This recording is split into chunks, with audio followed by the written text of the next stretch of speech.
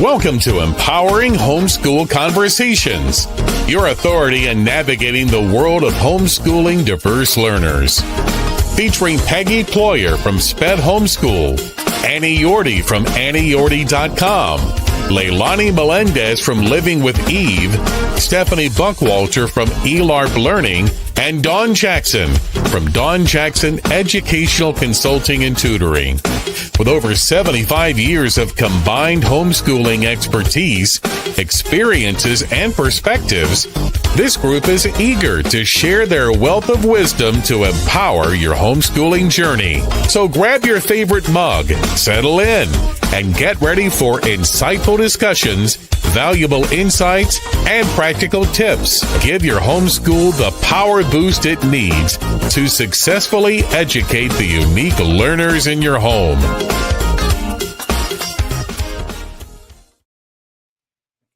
Welcome to Empowering Homeschool Conversations, the podcast where we tackle real-life parenting and homeschooling challenges and explore practical solutions for teaching children who learn differently. I'm your host, Peggy Ployhar, and today we're diving into a topic that hits close to home for so many of us, especially those parenting unique learners. Let me say something. Have you ever felt like the constant buzz of noise, media, schedules is leaving your family stressed, reactive, emotionally strained? Maybe your child's meltdowns after an outing, or you feel just overwhelmed before the day even begins. If that sounds familiar, you're not alone. And today's episode is for you. Our guest, Sarah Boyd, a child and adolescent development expert and founder of Resilient Little Hearts and author of a new book called Turn Down the Noise, a practical guide to building an emotionally healthy family in a chronically overstimulated world. Sarah joins us today to share the neuroscience behind overstimulation, how high sensitivity can shape your child's experience, and most importantly, what you can do to help your family cultivate calm, resilience, and emotional health in the midst of our noisy world. Before we dive in, make sure to hit subscribe so you don't miss future episodes, and also visit us at spedhomeschool.com to learn more about our free resources and homeschooling and practical advice and freebies for homeschooling your unique learner. Welcome, Sarah. Thank you so much for having me, Peggy. I'm really excited for today's conversation. Yes, I am too. I had an episode recently where I was interviewing somebody that was talking about oversensitive moms. And I was like, that was me. Yeah. And then I had those oversensitive children, and it just kind of snowballs and you pass it along. And unfortunately, the uncoping skills you have, you just cultivate them in your home. And so I love what you're going to be sharing about, because it's going to be kind of like a second iteration of that, but from the child's perspective as well as the family perspective. And that'll be super, super helpful. So excited for our conversation for sure. So you have a new book that's out, Turn Down the Noise. And I think that resonates with so many families. Can you unpack what that noise really is in today's culture and how it affects both parents and children? Yeah, so the book is essentially about managing overstimulation and then chronic stress in family life. And so when we talk about the concept of noise, really I'm using that as a metaphor for any type of ongoing stress, overstimulation, pace of life, pressure, whether it's work or home or schooling, anything that's just like placing pressure and stress on the person and the family unit. And really, obviously, the metaphor is seeing how we can turn down the unnecessary noise. We know that stress can be really some level of stress or arousal, as psychological literature talks about it, is helpful for focus and paying attention. But when it gets chronic or too much, it becomes a distractor to that.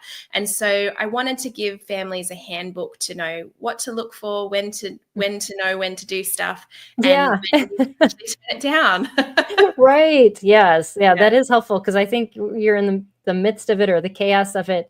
And sometimes we don't even know we're in it. Yes, it's so true. Yeah. And then it takes over and we're like, well, why did I just do that? Or why did my child just have a meltdown? And it catches us off guard. So, that's a great way to use that analogy, because I love that. Yeah, because you can physically like see that and turning it, and you want some degree, like you said, to kind of boost us towards things. Because if we had no stimulation at all, we'd be like, yeah. Yeah. We don't have kids there either. So Yes. that's good. And I think too, I liked the metaphor because it's often not one thing that causes us to have those big reactions, or our Yes, so children to have true. those big reactions. It's typically a buildup of lots of things. And there may be one or two things we can point to that are a little bit more obvious, but it's typically how much sleep you got the night before, how stressed you are coming into the day, how stressed they are coming into the day. And then it just builds over time like a snowball. And so the idea of like it being noise of all the things we need to turn down, I think could be helpful for families. Absolutely. Yes. Because we don't even realize some of those are around. Can you describe why this is an invisible epidemic? How does this chronic state just show up in children's behavior and emotions when we feel like they just come out of the blue instead of like, oh yeah, no, we saw that coming. Yeah, I mean, I think obviously I write about it being an invisible epidemic in our modern world. It is something that has become the fabric or kind of the environment that we're just living in all the time. So it's that same idea that when you live in it all the time, you typically don't notice it. You know, I'm Australian and, you know, I lived in California for 8 years, and coming from a different culture, you notice things in different cultures. Yes, that is true. And so overstimulation is like that. We're now living in this culture of like, you know, decades ago, we didn't have the media, we didn't have the pace of life, we didn't have the level of time stress, particularly on parents. And so that's something that's happening. And also in the kind of landscape of people talking about, you know, why do we have the reactions we have as parents, and why do our children have the reactions they have as parents? A lot of people have been talking about trauma and, you know, looking at that whole thing of learning skills. And I think that's incredibly important. But what I didn't hear many people talking about is just overstimulation, that separate to trauma and that you can have this stress and this arousal in your body and neurologically that you have this reaction. And so I wanted to kind of contribute it to the conversation to say, hey, it's not always that. Sometimes it's actually this. And this is actually something that is like pretty simple and straightforward that we can adjust in our homes. Right. Yeah. Because some of those bigger things, I mean, you can't control that those things are going to happen, and so yes, but this is something we can on, you know, in to a degree control. And so why not? And so I love that. What does the latest neuroscience say about how a parent's brain and nervous system react under stress? And why do we often feel ourselves overreacting in those hard moments? Yeah. So a lot of this comes back to the neuroscience of overwhelm. And so essentially, if we were to simplify it, there's two parts of the brain. There's our limbic brain, which is the place that we have all our unfiltered emotional reactions, and we're receiving all the input and we're just like absorbing the world.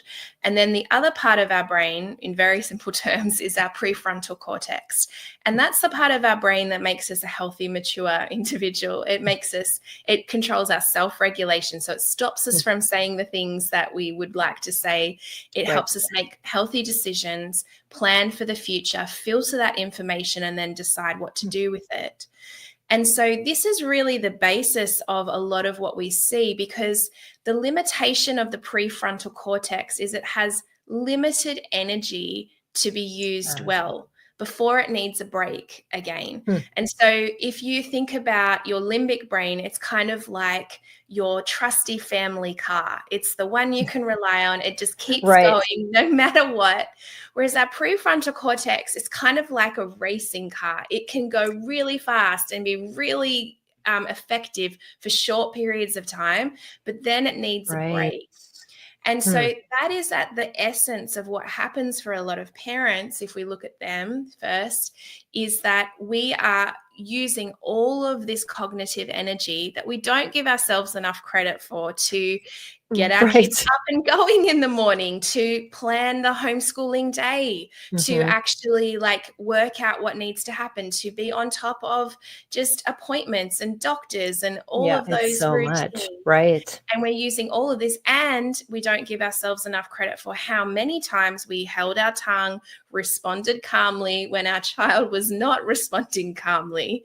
But eventually what happens is our prefrontal cortex kind of runs out of juice. And if we don't have small breaks throughout the day, or we're not aware of that happening, that can be the thing that reacts in this big reaction. Okay. On the child's side, their prefrontal cortex doesn't come to full maturity until young adulthood. And so that's what we're dealing with. We're dealing with all these kind of cognitive limitations where we have the mature prefrontal cortex. Hopefully we're wanting to be the healthy, calm adult in the process. But even as a healthy adult, we still have these limitations. And so a lot of this work is actually about learning to live within those limitations. Yeah. And that's where, boundaries come in hugely, because we have to know those. So you talk about one of the most powerful tools that you is how to recognize and support highly sensitive children. How can a parent identify this trait in their child or even themselves, that they do get to that point more often? Yeah, so the trait of high sensitivity is a temperament, not a medical diagnosis. So it's something that about 20% of the population identify with. And these people are more sensitive to absorb and process sensory stimuli. So they're very deep thinkers. They're thinking about how the information they've just received connects with the information they already understand. They're thinking about the meaning of life and deep conversations. They're very in touch with their emotions. They're often very in touch with the beauty and meaning in life. But they do have a particular kryptonite, which is overstimulation. So meaning that they get overstimulation more often and more easily than others. And so one of the ways that you can identify this even in your child or yourself is purely just thinking through those questions. Am I naturally a deep thinker? Do I care a lot about the big issues in life? Do I find myself getting to the point where I've been in, say, a highly stimulating environment, such as a crowded shopping mall or a crowded party? Do I find myself I've taken in a lot of that? Am I very in touch with my own emotions and those of other people? And do I really care? I think about the beauty and the meaning and the connection in life. For children, you'll see it a lot in their sensory sensitivities. Do they hate socks? Do they not like to be near sand? Do they, if they get wet, do they need to change their clothes? All of those things are sometimes a sign. And I think it's important to say it is a separate thing from neurodivergence. So the current research talks about that you can have high sensitivity and be neurodivergent. You can be neurodivergent without high sensitivity. It's kind of, you can have both. There is obviously an overlap because part of the diagnosis for a lot of neurodivergence is the sensory sensitivity is one of the diagnosis criteria. But there are also a lot of people who have high sensitivity who don't have the other criteria. Yeah, that's good to know, because I think we kind of just like lump them in and go, well, if your child's not that, then they must be dealing with another issue. Yes. And I will say that, particularly for parents, if you begin to think, I might have high sensitivity, it is really important to think about and to be aware of if you can, because family life and raising children and homeschooling children is overstimulating. And because of that kryptonite of overstimulation, parents they're a little bit more vulnerable to burnout. And so having those boundaries of, when we say self-care, I'm not talking about going to a massage or something, but those little things of sleep and taking small breaks and having some time for yourself are even more important when you have the trait of high sensitivity. Yeah. And I was definitely there. I couldn't even hold my kids because it bothered me so much to be so close to them. And, I talked to this with my other guests, that we talked about the mom side of this, and I felt guilty for so long. And now that I understand it, it's like, okay, yes. And, I just, you know what you know, but it's so nice that more people are talking about it, because otherwise you do go into that like depression mode where I must just be a bad parent because I I should like doing this. I should like being close to my kids, or I should have all the energy in the world to be able to pour into them all the time. But Yeah. that's just not true. And Yeah. and so that's It's so true. I love that you bring that up, because it is, without that kind of information or that external feedback, we do tend to be very hard on ourselves as mothers, especially. right. And because we feel responsible, and there's this picture of how we should be with our kids. And I do find that understanding the trait of high sensitivity can both be empowering but also frustrating for some people. I know that's how I have the trait of high sensitivity, and I get frustrated sometimes. I look at my husband and he can just keep going and it doesn't get affected. And I think this is so frustrating that, I get affected more. But it is just that thing of knowing everyone has a limit. Maybe if you have high sensitivity, your limits are closer in than if you didn't have the trait, but everyone still has a limit. And I think in our modern world, where technology has become so intertwined with life, we begin to think we shouldn't have limits. We should be able to run at the same pace as machines. Just upload a new version of me and we'll be good. Right. But unfortunately, we're human, and we can't, be perfect in that all the time. And so when you do kind of recognize, like, you have the trait, like the examples that you were sharing, it takes the guilt off, and you can then strategize for, how can I do this and also give my kids what they need, and take care of myself in the same way. And so it really just, that awareness is really the biggest piece of it. Absolutely, yes. And I just had a scan done that told me I was highly sensitive to light, which was interrupting my sleep. And so my husband and I got blackout curtains, and I'm like a new person. Yes. I had no idea. Yes. So Isn't just that amazing? Just like that is, it's amazing. And so if parents are wondering, what everyday strategies or shifts that they can make for their highly sensitive kid, because I know I was totally frustrated when my middle child, every time I would make pork, would run out of the house. That smell totally bothered him. Yes. Smell is so much like me. But yes, so I love to hear what you have to say.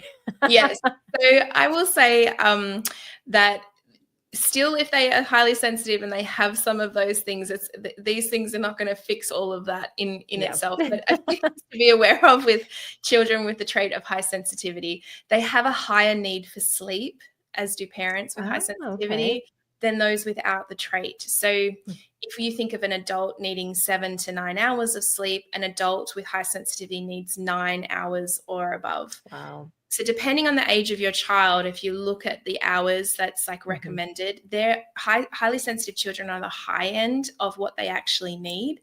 So protecting sleep is a really big thing. Highly sensitive children and parents hate time pressure.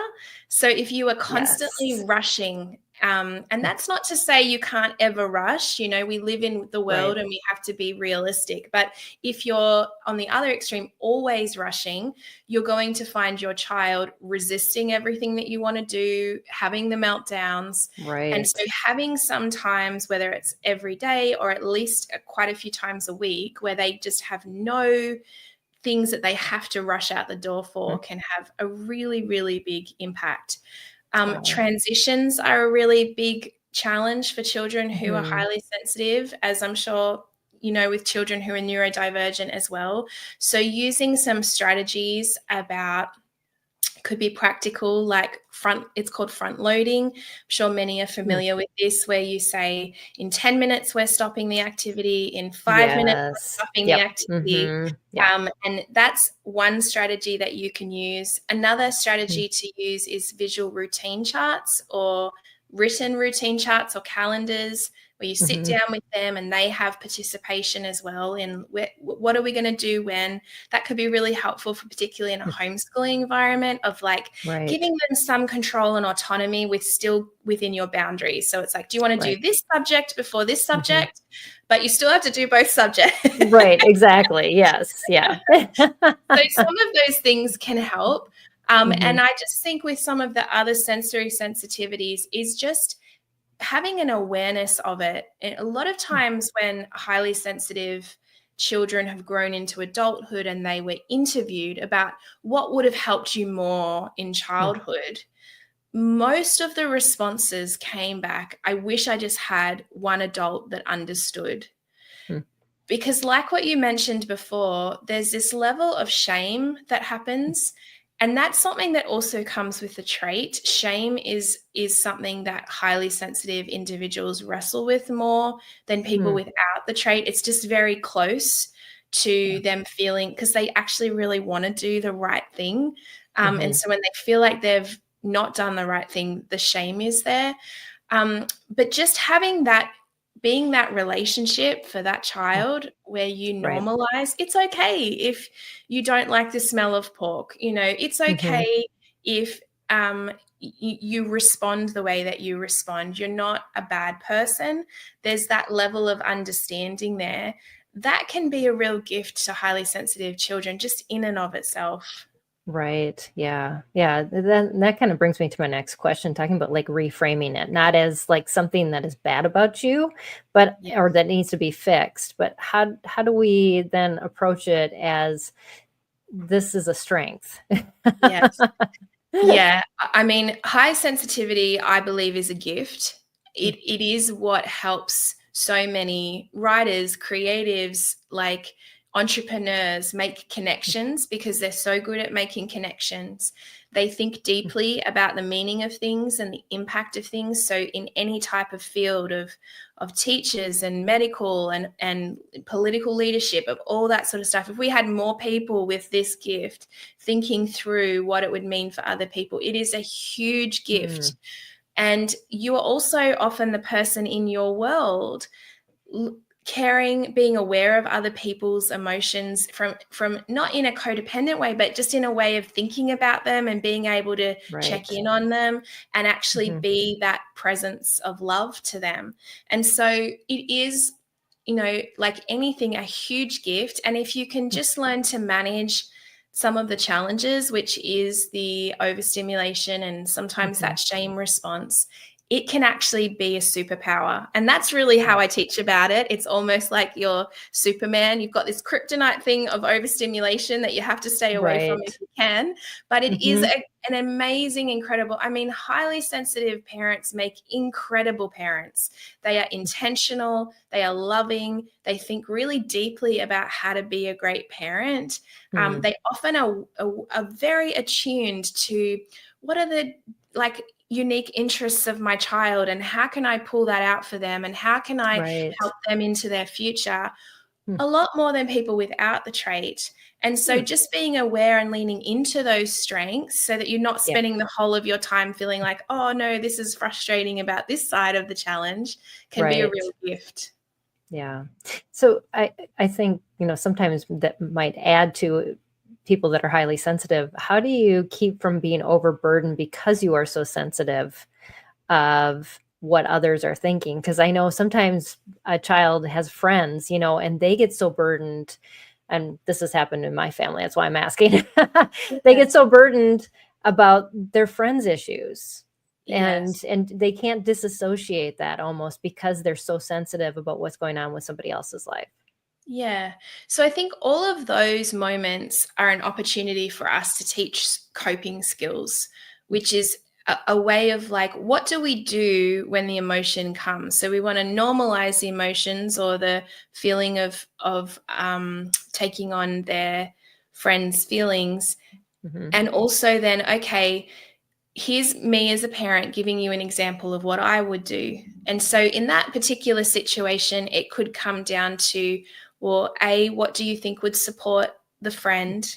Let's do that. Do you think they need to just have a chat, or should we write them an encouraging letter or something like that? And then B, learning to release that like we would as adults. So we would, be there for that friend, pray for them, bless them, encourage them, try and be the support that we can. And then also learning to, one of the strategies I talk about in the book, which has actually had surprisingly some of the most feedback, is called loving detachment, which is actually when we learn to say, okay, I've done everything that I can do. Now I have to step back and lovingly surrender and trust. I don't hold up the world. I'm not God. Right, exactly. and I can trust that. And that's something that, is hard to learn. I mean, I find it hard to learn as an adult. Right. And it's in that wrestle that, our children need to learn it as well.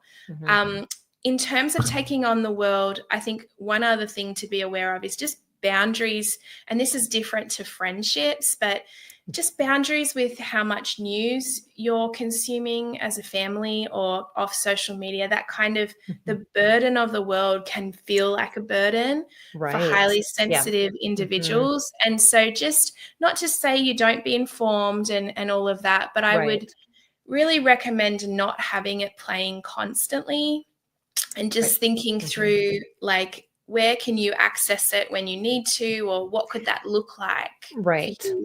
Yeah.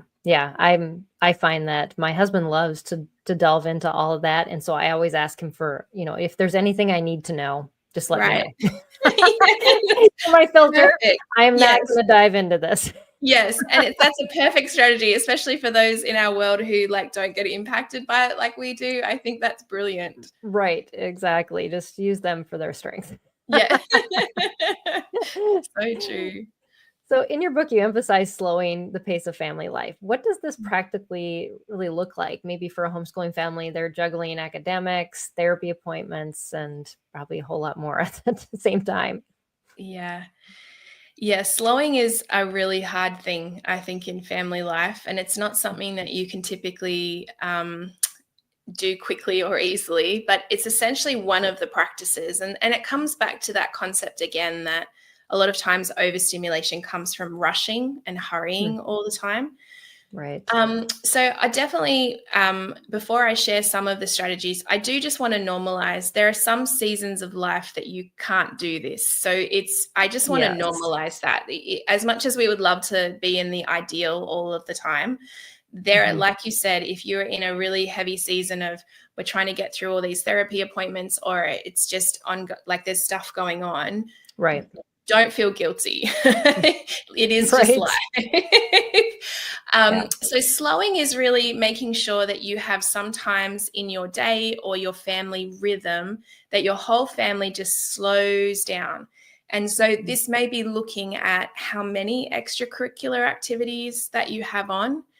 It may look like, and I think there's a lot of tension there for parents, particularly if you're already spending a lot of time at therapy appointments. You think, I'm doing all this other stuff. I need to give my children all these other activities as well.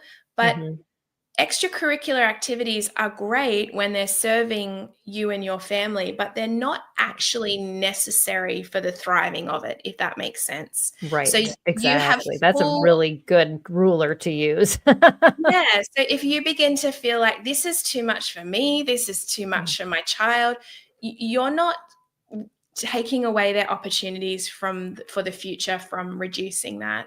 Right. Some of the practices of slowing are doing some things intentionally to help you slow down, because when we get in a state of overstimulation and stress, our adrenaline and cortisol is pumping through our body. And that's when we begin to feel like, I don't know if you've ever had those feelings of everything's important and urgent, everything. Right. Yes. I have to get to it. Everyone is annoying me. That's another part of being really stressed. Everyone is getting on my nerves. Right. Inside the house and outside of the house. And we can't filter or prioritize in our brain, what do I actually have to do versus what could I actually let go of?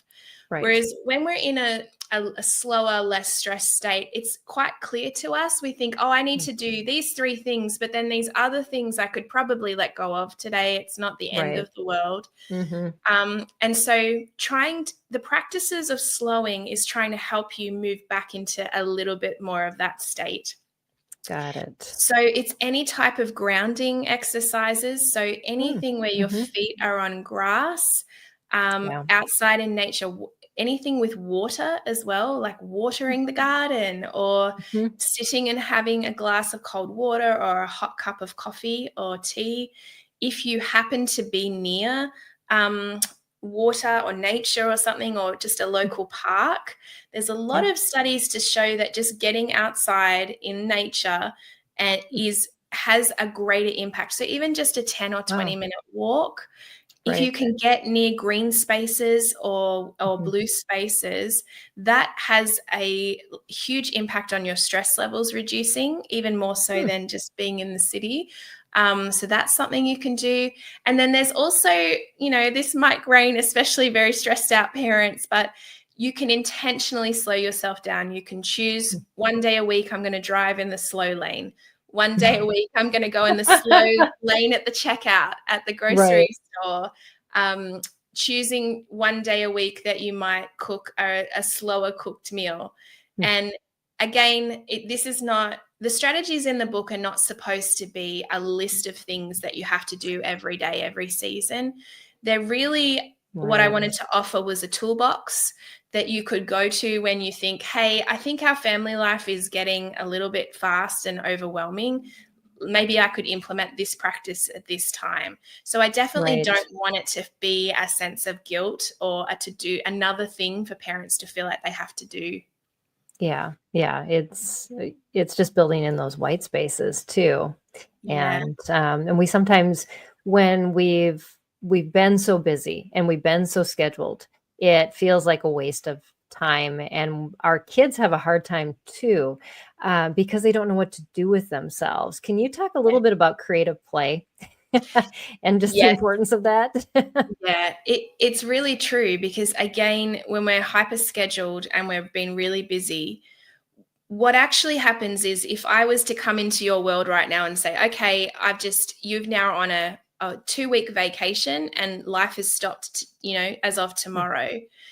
What actually happens neurologically because of the stress response is we go into that stress. So we stop everything we're doing. We go into a stress state first, which is why when you do have a break, you're thinking through everything that you could be doing. You feel so unproductive. You think, I really this is a waste of my time. Look at all the other things I could be doing. And then you also dip emotionally after that as well. So you come down to this, I feel heavy, I feel like life is heavier. I feel, when you just have those days and you think, I don't feel good emotionally. But if you can get through that, the high of the feeling of frenetic panic of I really should be doing other things, and you can just get through the emotional side, you then level out into a sense of the rest is really helpful for you. So I just want to say that, so for me, if I'm being intentional, if we were planning some days away, doing activities during those days that are keeping your hands a little bit busy, not rushing or stress, but just things to kind of help you through that cognitive process that would happen. Then you can lie by the pool and read a book, if any of us ever have those holidays with children. That comes after. Back to what you were saying. This space of free time and creative play is becoming more and more of a lost art. And that is because of a few things, because we are rushing through our days. And then with the invention of television decades ago, and all the way with media, and all the toys that have been created for children, children are almost always entertained. And entertainment is different to play. So there's nothing wrong with entertainment. Entertainment can be great. But if you're thinking, okay, if I was to say for the next hour, all screens are off, go in, there's some toys or some things to do outside or sports or something, you work it out, and your child has no idea what to do, it may be a sign that they're just used to being entertained all the time. And so one of the things you can do is just having some times of free play where it's also for you as a parent, because I don't know about you, but I tend to get into the trap of trying to be hyper productive all the time. So if my children are playing or they're distracted, or even if they're entertained, that's my time to kind of get everything done. But the whole idea and the practice of free creative play is doing any activity that brings you joy. So that's so different for every person. Absolutely. but it could be anything from sports and movement. It could be baking. It could be gardening. It could be reading a book. It could be spending time with your favorite people. It's any activity that brings us joy. And this is a core need both for children and adults. There's a quote in the book from play expert Dr. Stuart Brown, and he says the opposite of play is not work, it's depression. And so what happens when we don't have anything in it? Now, again, I want to normalize this. Family life is not always joyful, and particularly when you are raising a neurodivergent child, it can be particularly challenging at times. But if there's never any joy in your life, you will find that the energy reserves you have to bring to home life is kind of sucked dry. Absolutely. And so again, just having those small things, like this is why I never want parents and mums to feel guilty. Like, what's your hobby? What's that thing you love? Like in those gaps of time, do those things because it brings you joy, and then you come back a better mum to your children, and it's giving them an example of living a life that has joy in it. Yes, it completely does. And excuse me. Bless you. Thank you. But yes, having that ability to say, it's okay if I take that break, if I, have that downtime, and knowing that cycle is going to happen that you were talking about earlier, where you are going to be stressed as you're trying to move from one thing to the other. That's it just really helps with being able to go, okay, this is natural. This is what I'm supposed to be going through. Yes. And yet when I get to the other side, I'll feel better. And I live two different worlds because I have two different businesses. And so my one is my fun business. This one is more work. So but it's still fun when I talk to people, but I go hang from a ceiling and do acrobatics. I'm an aerialist. And, oh my goodness. And so when I go to the studio, I lose myself. And even though I'm teaching kids, I love it. And when I come back, all the stresses that I left at home earlier, I don't even remember what they are. Yes, that is the perfect example, because that flow state that you're talking about that you get into, that is the definition of play. If you ever see, this particularly happens with children who are neurodivergent, if they ever get into their Lego and they're just in their zone and you're like, oh, do I have like a whole day of free time right now? Right, yes. It's that sense of flow that happens that, like you said, at the end of it, you just think, do I have any stress? Is there, life feels like better again, because life can start to feel very dark when it's just work and hustle and hurry all the time. We need those moments to kind of be like, okay, life is good. Life can be great. Yes, exactly. Yeah. So, if we've had kids that kind of are, using a lot of social media and tech and things like that, how do you kind of put the boundaries on that? So I'm always, again, want to be really gentle, particularly with families who have neurodivergent children, because sometimes screens are the only thing that's helping you cope in life. So I just want to say that again from the outset, no guilt. I outline kind of a framework in the book that talks about moving from kind of when they're younger, slower and less stimulating media up until, introducing smartphones and social media as late as you can. And again, that's different per family. But I think the biggest thing is having boundaries in your home. Like, it may seem simple, but there are just so many people who just don't have it. So it doesn't matter what your boundaries look like, because every family is different, but just having some so that your child or teen can't have unrestricted access to screens whenever and wherever. They need to know how to say no at some point, how we turn off. And all parents know this, and particularly parents of neurodivergent kids. Screens are sometimes the only time our child is actually calm. And yet at the same time, it is a stimulator. So it's important to consider the whole of life, making sure they're having movement and that sort of stuff as well. The second boundary I would really just recommend to parents is, where you can, try and keep the screens in the family area. And that's particularly, you know, when for children and early teens, and as long as you can, it just gives a level of protection where you're seeing what they're watching. There's a level of accountability, so they're seeing, they know you're watching what you're watching. And that can just be a simple thing that you can do to kind of just protect your family. Again, like I said, there's a framework in the book, but I think it's important for families to, what I wanted to do is empower families with all because I just believe that parents know their children the best, and every situation is unique. And that's one of the problems with all this information online. Right. We tend to generalize it so much. Yes. Yeah. And what works for children, some children does not work for others. And you can't generalize parenting advice for non-neurodivergent kids and assume it's going to work the same as neurodivergent children. And so I just am hoping the information is empowering, and then you can do what you want with that for your family. Yeah, that's really good advice. And yeah, I think that's like a sigh of relief, because I know I always felt guilty letting my kids game and those types of things. And then I've talked about this on other podcast episodes. My oldest is a biomedical engineer, and he still games while he works because it helps him to process things. And he's very successful, and he wrote his best college papers doing that. And I'm like, I just give up, because if this helps you find your calm, then I'm not going to stand in the way of doing that. And so I love that you approach it on an individual and family basis, because it is so unique for our kids. Yes.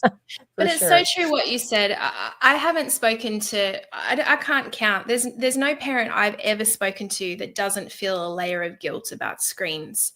And I think it's just we have different guilt about, depending on our situation. Yeah. But like what you said, it's true. There is an element of gaming that seems to calm and match a neurodivergent mind. And so there is that element that's different to other children. So again, it's like, you know your child best. The biggest thing is like that feeling of like, if you begin to feel, hey, I feel like this screen time is like turning our family stressful, or it's not having that calming effect anymore, or it's actually harming, that's when I want parents to feel empowered of like, okay, maybe we need to try something different. So it's just about paying attention to those signs. What we don't want to use screens for is just like throw the screens unrestricted, no boundaries, and I'm never going to think about how it's impacting you.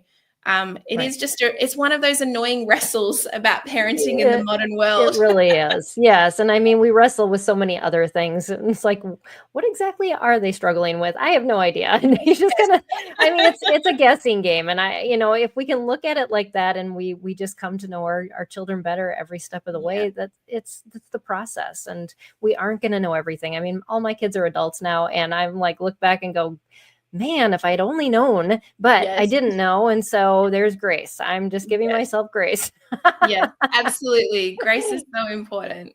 Yes. Yeah. Well, you talk about parenting as a journey towards emotional maturity, not perfection too. And so what does it look like to grow alongside your child as you work on your own reactions and rhythms? Yeah, I believe that parenthood is one of the greatest invitations that we receive to grow in our emotional and spiritual maturity. And not everyone accepts that invitation. So I just want to say that it's not to say that every parent becomes more mature as they grow, but there's something about the acceptance of the responsibility of cultivating and raising another life that and also the unique situations around it, the sleep deprivation, how much sacrifice you have to give in to the child, how much you have to learn how to navigate situations you've never learned before, create a very unique pathway for us to really grow. So again, parenting is not about, you're never going to become a perfect parent. Exactly. It doesn't matter what strategies that we do, there's no way. And that's why in my work, I focus a lot on building resilience and emotional health in children. And the number one predictor of that is a connected relationship with a healthy adult. So it's not perfect adult, just a healthy adult. And the connection. So before I go into the emotional maturity things, it's important just to say learning to repair when there's been a rupture, learning to just say I'm sorry when you've lost it. Like that creates health, that creates connection. So that's really important. But as we grow, hopefully we are also growing in our own emotional maturity, because that allows us to be a gift to the people in our world. And we want to grow because we're the leader in our home. And so a lot of that comes with learning emotional coping skills as well, which is some of the stuff we've talked about. I go into more skills in the book. But just learning to have a sense of awareness of who we are, because, you know, hopefully as we grow older, we grow wiser as well. It's not something that happens, hopefully. Yes. It's not something that happens instantly when the baby's handed to us. We think, oh my goodness, I feel like a child raising a child. But it's like that growth is something that we can do along the way. Absolutely. That's so good. And and it is about a lot of that repair. It's about grace. It's about, the forgiveness, and those are such great skills for our kids to watch us model, instead of just saying, well, I did it perfect. So, because we're expecting perfection out of them then, and we know we can't.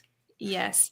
No, it's so true. It's a core relationship building skill that if they don't see it at home, they're never going to know it's a normal part of marriage. It's a normal part of raising children. It's a normal part of friendship. It's a normal part of even work relationships. It is an important thing for them to see. And also it is what keeps the connection, because if a child doesn't feel connected with an adult, what you're going to see in the short term is just more challenging behavior, more emotional meltdowns. And it's not to say that connection solves everything, but that connection is what gives you influence in their life. And so just that repair of like, hey, I was not perfect this afternoon, or how I handled this situation, or whatever it is, it shows them that you're human, they're human, and I love you, and we're going to keep going at this. And so it's such an amazing foundation for family life. Absolutely. Yes. And we've got to operate from there, because that's how God sees us. We're not perfect. We're being perfected. Yes. Through a lot of bumbling and falling down. Yes, so, that's exactly right. So if a parent listening today and they're feeling overwhelmed or discouraged, what's one small first step that they can take this week to kind of turn down the noise in their home? Yeah. So I think the thing I would encourage parents to do as a first step is just to recognize your limitations, that you're not a machine. Yeah. And what can you do today or sometime this week to give yourself a break? So that may look like putting your phone in the kitchen at night and not sleeping next to it. It may look like having some time of journaling or prayer first thing in the morning before you get going in your day. It may look like not feeling guilty when you sit outside and take 15 minutes for a cup of coffee because you just needed a moment from your children, and not placing a layer of guilt upon yourself for that. Those small incremental moments of space and of rest are actually really important. They're going to help your prefrontal cortex come back on, and going to help you feel better about life. And so just that, it's annoying. I wish we could be limitless, but just just that feeling like a remind we're human. You actually, and I would always encourage parents, like, you actually it's okay that you need to take care of yourself. Like it's not a failure or something that you should feel guilty about. It's a normal part of raising children. That's so beautiful. Yes, I love that, because we're not told that enough. And then, in our population, I've said this many times on this podcast because it becomes personal to me, because I had cancer in 2020, and that our parents, when they come across a diagnosis like that, the death rate increased by 50% because of the stress level in our lives. And, that's an epidemic, because we are not taking care of ourselves, and we have to realize what is causing this stress and this overwhelm. And so I'm just thankful for people like you that are, making it known that this is what you can do. It's not that hard. You need to recognize it, and you need to do something about it instead of just saying there's something wrong with me. So Yes. thank you. Yeah, of course. Yeah. So tell us a little bit more of your book. It just released in April, and people can find it just about anywhere, I'm assuming. Yeah, it's available wherever books are sold.